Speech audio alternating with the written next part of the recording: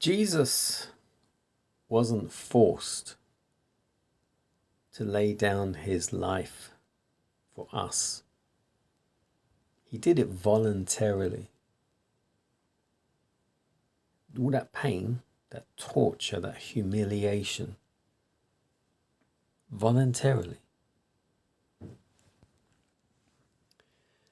Good morning, good afternoon, good evening, good night, good day to you.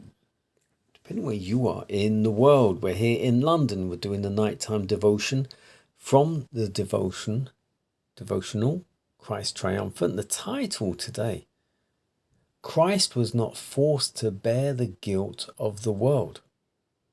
Luke 22:44, and being in an agony, he prayed more earnestly, and his sweat was as it were drops of blood falling down to the ground.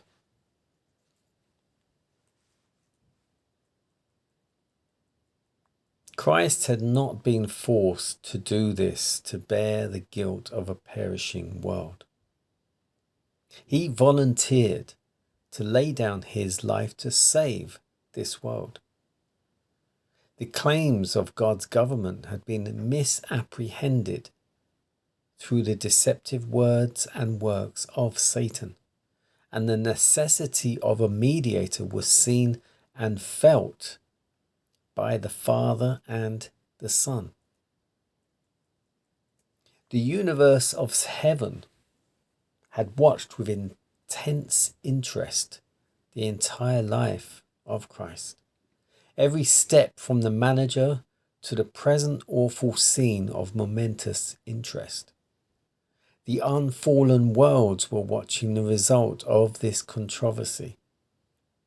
They beheld the Son of God, their loved commander, in his superhuman agony, apparently dying on the field of battle to save a lost and perishing world.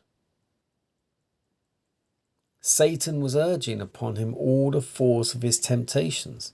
He presented before him that the sin of the world, so offensive to God, was chastisement too great.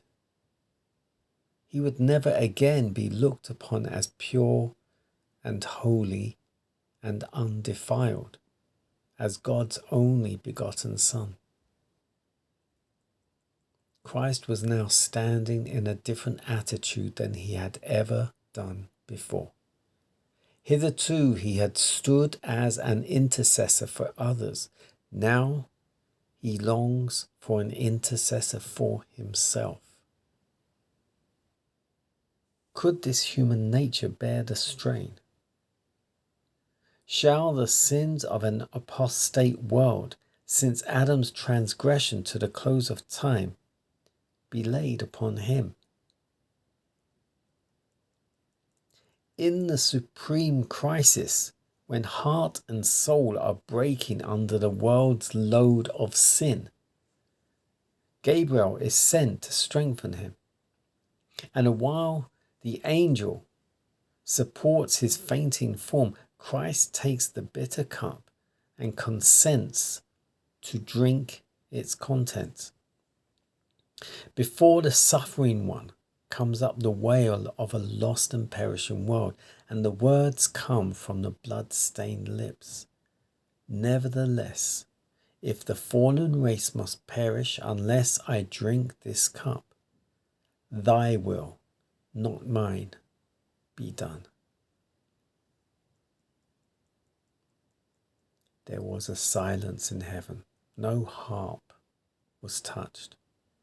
They see their Lord enclosed by legions of satanic forces, his human nature weighed down with a shuddering, mysterious dread. Strengthened by the angel sent from heaven, Jesus arises in sweat and blood and agony, and for the third time returns to his disciples. But he was disappointed. He found them sleeping in the hour of his bitterest agony. and the sight made angels grow sad. Prophecy had declared that the mighty one was to tread the winepress alone. Of the people there was none with him.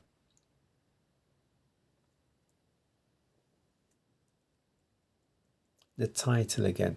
Christ was not forced to bear the guilt of the world.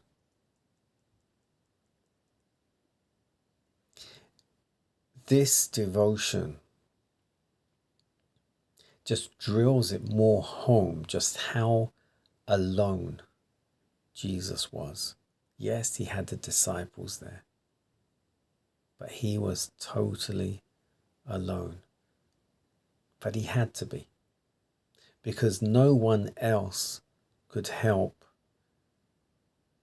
take that burden with him. He had to do that alone.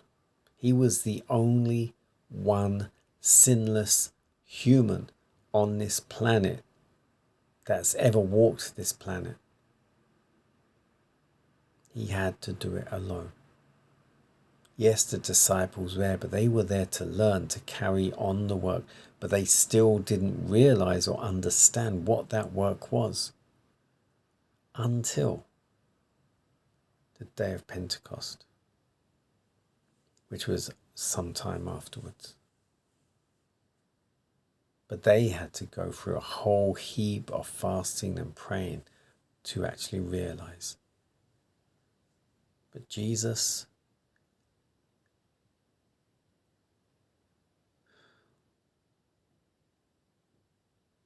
he did that for you. He did that for me. He did that for every single person you will ever know and see and even not know in your life. If you imagine there's 8 billion people on this planet now, thereabouts, and imagine all those billions and billions and zillions, whatever is next, of the people that have come before us and gone and passed and are buried or whatever they're doing.